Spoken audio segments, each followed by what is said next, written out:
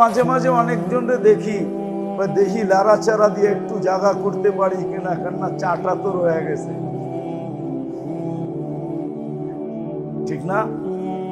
কি হাসানের জন্য বলি না, একটু লাড়াচাড়া দিয়ে দেখি একটু জায়গা হয় কিনা, চাটা তো রয়ে গেছে।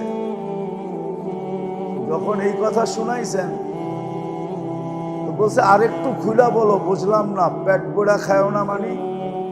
আমাদের নবীজি বলছেন খাওয়ার আগে পেটকে 3 ভাগে বিভক্ত করো, 1 ভাগ পানি দিয়ে ভরা ফেলো, পানিটা আগে খাও, খায়া আগে 1 ভাগ ভরা নাও, আর 1 ভাগ খাদ্য দিয়া বড়, আর 1 ভাগ খালি রাখো।